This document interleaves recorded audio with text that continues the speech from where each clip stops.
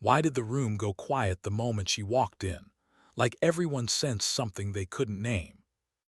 Callahan Reeves stood at the edge of the parade ground as if she'd been placed there by accident.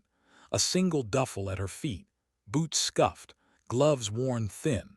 Around her, men sorted themselves into invisible hierarchies without realizing they were doing it. Louder voices rose, chests pushed forward. Laughter carried too far. Confidence, some of it earned, most of it borrowed. She didn't compete for space, didn't raise her voice, didn't try to be seen. And that was why no one saw her. She was smaller than almost everyone there. Lighter, quieter, brown hair cut short enough to disappear into regulation. A thin scar traced her cheekbone like a forgotten sentence. The kind of scar that didn't beg questions because the people who carried it never answered them anyway. The course coordinator called them to attention. His voice had the weight of decades in it. Fort Bragg, Special Operations Selection, Final Evaluation, 48 hours that would decide who stayed and who quietly vanished back into ordinary units. Callahan listened, unmoving. She wasn't nervous, not the way the others were. Their tension buzzed outward. Hers turned inward, coiled, controlled. She hadn't been here in 3 years. 3 years of classrooms, PowerPoint slides, safe conversations, a desk job that paid well and asked nothing of her soul. She needed this, not for advancement, not for approval. She needed to know if the edge was still there. A voice cut through the morning air, young, confident in the way confidence only survives before it's tested. Check it out, they're sending desk jockeys now. She didn't look up. She kept walking. Hey, transfer, I'm talking to you. She stopped, turned. The man in front of her was built like certainty, Ranger tab, Sergeant stripes, a smile that wanted an audience. Can I help you, Sergeant? He looked her over slowly, too slowly, just wondering what a pog's doing in a selection course. The word landed where it always did, designed to sting, designed to remind people where they ranked. Attending training, she said, flat, same as you. That earned a laugh. Others gathered without meaning to, the pack forming, waiting. What's your MOS? He asked. Admin, logistics. Does it matter? It does if you're going to slow us down. She could walk away. She knew that she should have, but something about the certainty in his tone, about being already right, lit a precise, dangerous spark in her chest. I'll try to keep up, she said. The laughter followed her into the barracks like smoke. Inside, the air smelled of oil and sweat, and people who believed pain was proof. She chose a bunk near the exit, always near the exit, unpacked with methodical calm. Gear laid out exactly the way her hands remembered. A knife she'd carried for 15 years, gloves she never removed in public. Are you really a transfer? She looked up. The kid asking couldn't have been more than 22. His eyes still expected answers. That's what my orders say. From where? She tugged the glove tighter over her left wrist. Classified. His eyebrows lifted, seriously. She met his eyes, seriously. After he left, she sat on the bunk and stared at her hands. The gloves hid most of the scars. They always had. But beneath the fabric, beneath the skin, something darker waited. A mark she hadn't earned lightly. A mark that meant she could never truly leave. The first close-quarters training session came fast. Too fast for the unprepared. Bodies paired off. Laughter faded. No one stepped toward her. Problem, Reeves? The instructor asked. No, sir. He assigned her an opponent anyway. The same sergeant. He smiled as they stepped onto the mat. You sure about this? She nodded. He came at her fast, too fast, all power, no patience. She moved into him instead of away. It ended in seconds. Silence filled the gym like a held breath. When she stepped back, neutral, professional, something shifted in the room. Not respect yet, something closer to uncertainty. Later on the range, she didn't celebrate the perfect score. She simply handed in the card and moved on. Let them wonder. Let them mislabel it as luck. The obstacle course tore at her gloves. Mud, wire friction. Halfway through, fabric ripped. For a heartbeat, the inside of her wrist was bare. Black ink, a coiled viper, a dagger, stars arranged in a perfect circle. She covered it immediately, kept moving. But someone had seen it. That night, the captain approached her quietly. "That mark," he said, "that's not just a tattoo." Silence stretched. She measured it carefully. "Just an old reminder, sir." He didn't push, but his eyes said he understood far more than he admitted. By the time the final mission briefing began, the room felt different, tighter, like the air before a storm. Teams were assigned. When her name was called as second in command to the same sergeant who'd mocked her, a ripple passed through the room. She didn't react. She studied the map, saw the ambush before it happened, knew the plan would fail. But she said nothing. Sometimes the hardest part wasn't knowing what to do. It was waiting for the moment when doing it would cost everything. And somewhere beneath her glove, the mark pulsed like it remembered that truth long before she did. What kind of leader keeps walking straight toward a mistake even after it's been pointed out? The map lay across 2 footlockers, corners curling under the pressure of impatient hands. Red grease pencil marks cut bold, confident lines straight through terrain that didn't care about confidence. The plan was simple, direct, loud, the kind of plan that made people feel brave because it didn't ask them to think very hard. Callahan Reeves studied it without speaking. The creek bed Garrett had chosen was narrow, steep on both sides, shaded by trees that swallowed light and sound.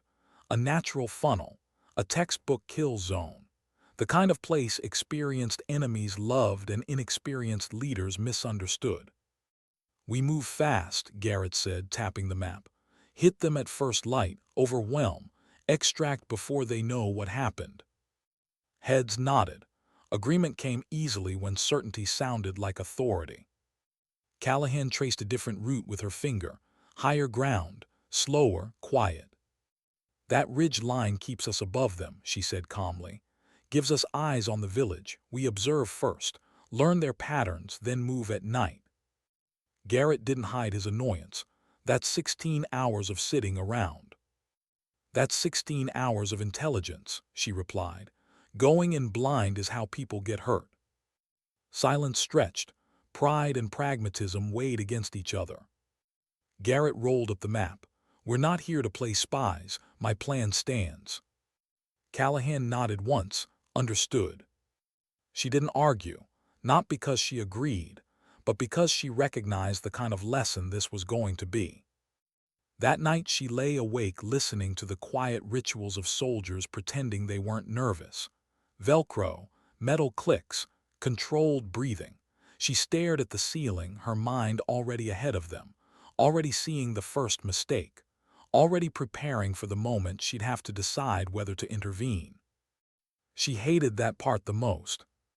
The helicopter ride out was cold and dark, the kind of dark that swallowed certainty and made every sound feel too loud.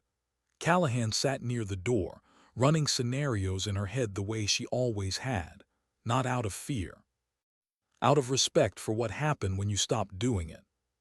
When the skids touched down, the forest closed around them instantly. The helicopter disappeared. Silence rushed in to fill the space it left behind. Garrett gave the order. She took point. The woods felt wrong. She couldn't explain it. The air tasted sharp, metallic, like a storm that hadn't broken yet. She raised a fist when the terrain narrowed. "That's our route," Garrett whispered, already moving past her. She followed last, every instinct screaming. The explosion of sound came without warning. Simulated charges lit the world in white. Muzzle flashes cut through the dark. Red strobes flared on 3 vests. Eliminated. Garrett froze. Callahan didn't. Bound back, her voice cut through the chaos. Pairs now. She fired not to hit but to buy time. 2 seconds, then 4, enough. The team moved because her voice sounded like certainty when theirs didn't. When they finally cleared the kill zone, 5 stood breathing hard. 3 were already ghosts. Garrett stared at the ground like it had betrayed him. "What would you do?" he asked quietly. Callahan unfolded her own map, drew a new line. "We go north," she said. "Slow, high ground we observe." He hesitated, then nodded. It wasn't surrender. It was learning. They moved for hours, uphill, through exhaustion, through silence that demanded discipline. Callahan set the pace, not fast, relentless. When she spotted the listening post, she bypassed it without contact. When the village finally came into view, she stopped them and settled in like someone who had waited like this before. Because she had. She watched, counted, mapped, patience stretched into hours. Garrett sat beside her eventually. "You've done this before." "Yes." "Real world." "Yes." He studied her wrist, the glove, the way she never adjusted it. "That mark," he said, "what is it?" She didn't answer right away. "It's a reminder," she said finally, "of who I was and who I'm trying not to be." The infiltration window came late, narrow, perfect. They moved like shadows, in, out, clean. And then wrongness again. Movement ahead, different, sharper. The enemy wasn't playing the role they were supposed to. Wolf went down hard. The response wasn't thought. It was memory. Callahan moved, closed distance, neutralized 3 attackers in seconds, not training, not theater. Reality. Her glove tore free. The mark was exposed. The forest went silent. Then the radio crackled. "Stop the drill." The voice cut through everything. "Colonel Thornton." The helicopter came down like judgment. And as the light washed over her wrist, Callahan Reeves understood the truth she'd been avoiding for 3 years. Some identities don't fade. They wait. And when they're seen again, nothing stays hidden. Why does it feel heavier when the fighting stops than when it's happening? The helicopter rotors drowned out every other sound, but they couldn't drown out the silence inside her chest. Callahan Reeves sat rigid in her harness, eyes forward, wrist bare. No glove, no hiding. The black viper coiled around the dagger caught the cabin light every time the aircraft banked, the stars circling it like an accusation. Across from her, Colonel James Thornton didn't speak. He didn't need to. His gaze stayed locked on her wrist, not with anger, not with disappointment, but with recognition. The kind that reached backward through time and pulled memories into the present whether you wanted them or not. 12 minutes. That was all it took to undo 3 years of anonymity. When the helicopter touched down, it wasn't at the usual landing zone. Floodlights burned across the parade ground, turning night into something artificial and exposed. Candidates stood assembled, confusion written on their faces. Nobody spoke. Nobody moved. This wasn't how training ended. Thornton stood first, moved like age had never caught him. He extended his hand to Callahan. "Walk with me." It wasn't an order. It was worse than that. It was an expectation. She took his hand, felt the same iron grip she remembered from 15 years earlier, followed him across the open ground as every eye tracked her movement. She didn't look at Garrett, didn't look at Wolf. She kept her eyes forward. Inside the observation tower, the door closed with a finality that echoed louder than any gunshot. Thornton turned slowly. "You weren't supposed to be here," he said. "I'm retired, sir." He laughed once, no humor in it, there's no such thing. She raised her wrist, let the mark speak for her. Silence stretched, the kind that demanded honesty. "Why are you here, Callahan?" Hearing her first name felt like being unmasked all over again. She swallowed. "I needed to know if I still could." "Could what?" Function, she said. Operate. Make decisions under pressure without freezing, without breaking. Thornton studied her. Or you needed proof that you were. The words landed hard, because they were close enough to truth to hurt. He turned to the window, looking down at the formation. What you did tonight, taking command, reading terrain, neutralizing threats, you haven't lost anything. Then why does it feel like I have? She asked quietly. He faced her again. Because you didn't lose your skills, you gained something else. She waited. Judgment. The parade ground fell silent as they stepped back outside. Thornton addressed the formation without raising his voice. He didn't need to. He told them who she was. Not every detail, just enough. The mark, the program, the cost. Callahan stood still as the weight of her past was spoken aloud. She felt exposed, not vulnerable, but seen. There was a difference. When he finished, he turned to her. Do you have anything to add? She hadn't planned to speak, but silence felt like cowardice. I didn't come here to be recognized, she said. I came to see if the person I used to be was still alive. She looked at the faces in front of her, young, hungry, unscarred. She is, Callahan continued, but she's different now. She knows what the cost is, and if you choose this path, you need to understand something. She lifted her wrist slightly. This mark doesn't mean you're strong. It means you survived long enough to carry the weight. Garrett stepped forward. His voice was rough. You could have hurt me that first day. Why didn't you? She met his eyes. Because you weren't the enemy. You were untested. There's a difference. Questions came about the stars, about the cost, about whether she'd do it again. I don't know, she admitted. There were moments it mattered, and moments I became something I'm not proud of, but I know this, choosing humanity isn't weakness. Thornton took the floor again. He told them about Helmond, about the family, about the choice. Callahan closed her eyes as the memory surfaced.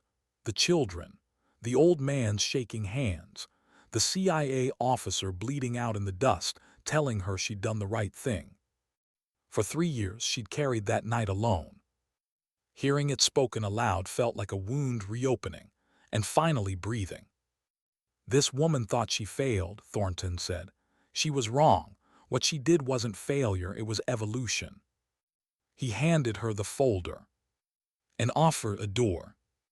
When the formation dismissed, Garrett approached her quietly.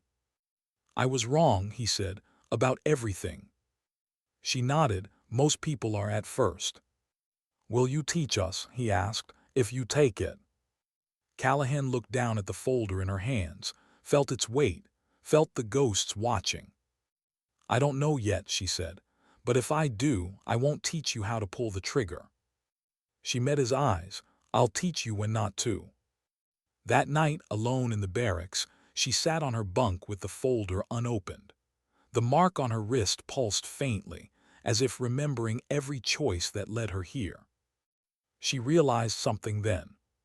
She hadn't come to prove she still belonged to the past. She'd come to decide whether she was willing to carry it forward. And for the first time in years, the weight didn't feel like a punishment. It felt like purpose. Why does the future feel more frightening than the missions you already survived? The folder stayed unopened through the night. Callahan Reeves lay on her back, staring at the ceiling, listening to the base settle into sleep. The quiet wasn't peaceful. It was heavy. Every creak of the building sounded like a question she wasn't ready to answer. She had slept in worse places, war zones, safe houses with no windows, jungle floors where the earth breathed beneath you. But this bed, clean and still, felt more dangerous than all of them, because it asked her to choose. By morning, she still hadn't decided. The knock came early, controlled, respectful. Ma'am, a voice said softly through the door, Garrett. She sat up, rubbed her face, pulled the glove back over her wrist out of habit, then hesitated and left it off. Come in. He stepped inside and froze for half a second when he saw the mark again. Not fear, awareness. "Colonel Thornton wants you in the briefing room," he said. "No formation, just us."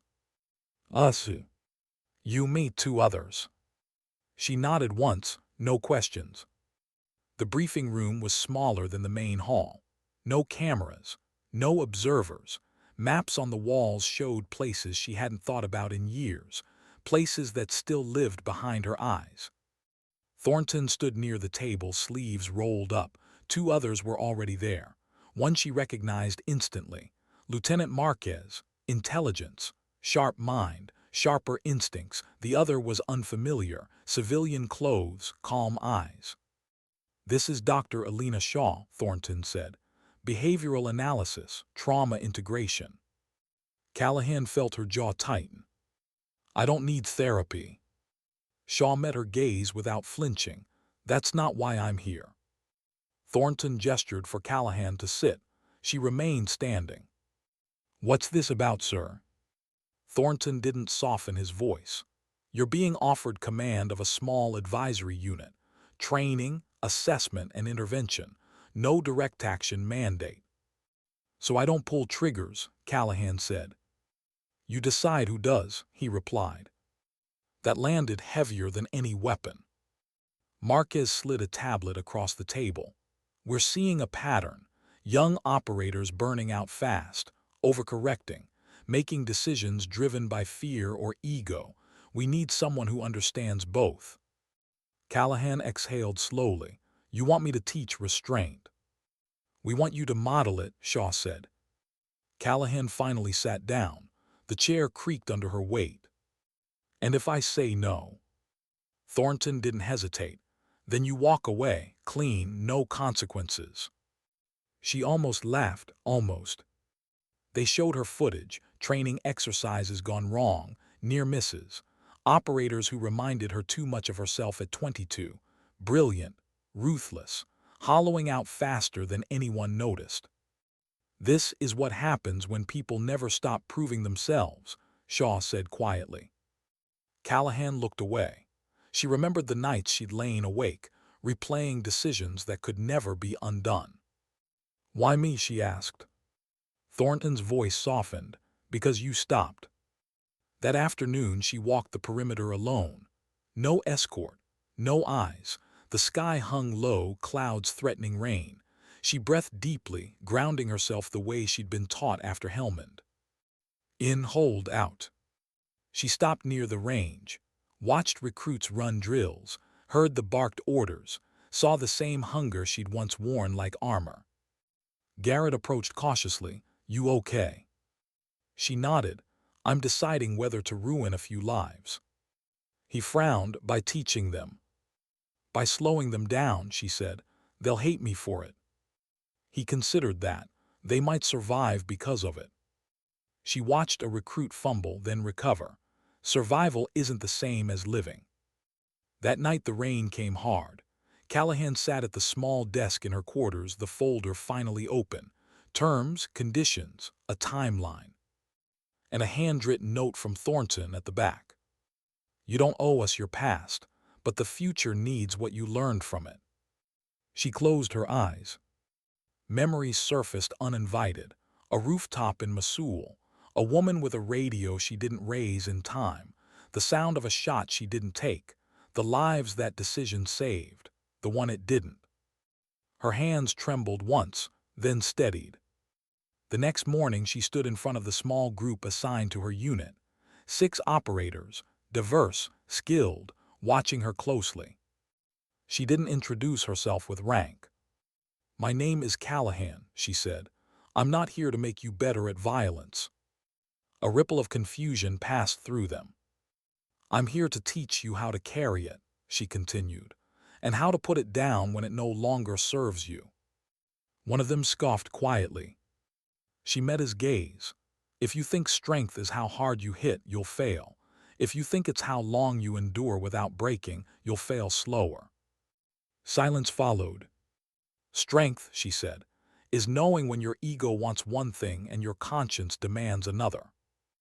Garrett watched from the back of the room. For the first time, he didn't see a ghost. He saw a leader. That evening, Callahan stood alone again, watching the sun dip behind the tree line. The mark on her wrist felt lighter, not gone, never gone, but understood. She realized then that redemption wasn't about erasing what you'd done. It was about choosing what you'd do next. And for the first time since she'd walked away from the shadows, the future didn't feel like an enemy. It felt like responsibility. And somehow she was ready to carry it.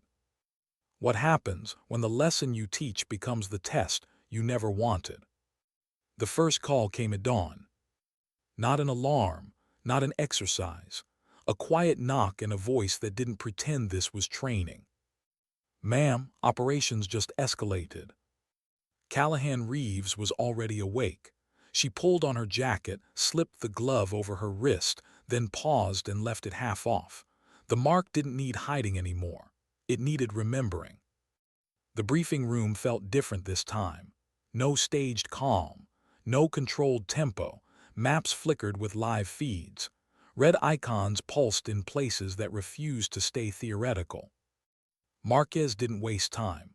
Border region, Allied advisory team pinned down, local militia fractured, civilian presence confirmed. Callahan leaned forward. "Why us?" "Because command wants judgment," Thornton said from the far end of the room. "Not speed, not dominance, judgment." That word again. The operators she'd been teaching for weeks stood behind her now, quiet, watching her face for cues. She felt the weight of that more than any mission parameters. "You're not deploying to fight," Thornton continued. "You're deploying to stabilize, extract if possible, de-escalate if not." "And if it turns kinetic?" Callahan asked. "Then you decide how far," he replied. The helicopter ride felt different than before, not lighter, heavier. Responsibility pressed inward instead of outward. Callahan watched the faces of her team. They weren't looking for orders yet. They were looking for belief. When they landed, chaos was already moving toward them. Sporadic gunfire echoed from the village edge. Smoke curled where it shouldn't. Civilians scattered without pattern or safety. Callahan raised her hand. "Stop the team before instinct took over." "We observe," she said, "first." A younger operator shifted. "They're taking fire." "And reacting without context will get more people hurt," Callahan replied. Calm, certain. They moved high, watched, listened. She saw it then. Two factions firing at shadows, fear feeding fear. One wrong push would collapse everything. The Allied team was holed up in a schoolhouse. Children's drawings still clung to the walls. Callahan felt something tighten in her chest. She remembered Helmand. "We don't storm," she said. "We talk." The words tasted dangerous. Garrett, now her second, leaned in. "They might not listen." "They might," she said. "And if they don't, we'll know we tried." She went in unarmed, helmet off, hands visible. The militia leader was young, too young, eyes red with exhaustion and grief. "They killed my brother," he said. "They're coming for us." Callahan nodded. "I believe you." That surprised him. "Then help us," he demanded. "Help you stop killing people who didn't do it," she replied gently. Outside, tension coiled. Her team waited, trusted. A shot rang out somewhere distant. The militia leader flinched. Callahan held his gaze. "You don't have to become the thing that hurt you."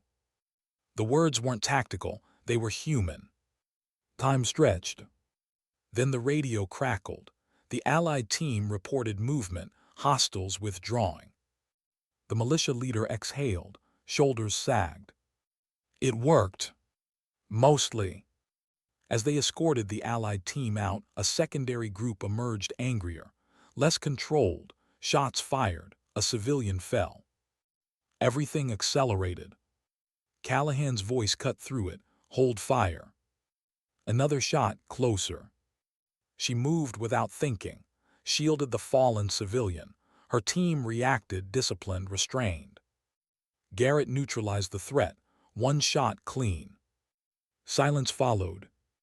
Later, as medevac lifted off, Callahan sat on a broken step, blood on her hands that wasn't hers. Her team gathered quietly. "You saved lives," one said.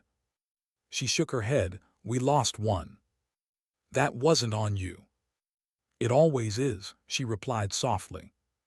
Back at base, Thornton met her privately. "You did exactly what we hoped," he said. She looked tired, older, honest. "I taught them to hesitate. Someone died while we did." Thornton didn't argue. "And how many did?" She closed her eyes. That night alone again, Callahan washed her hands slowly.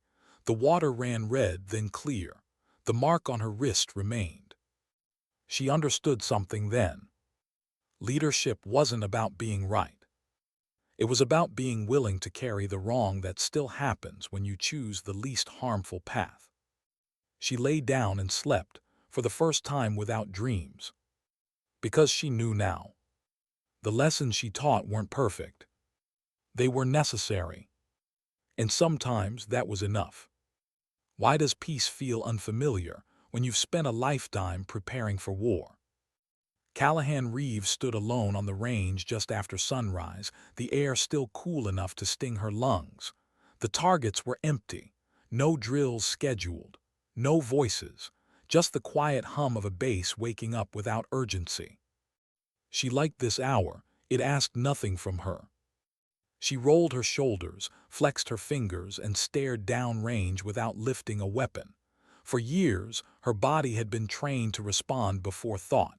Now, she was teaching it something harder. Restraint.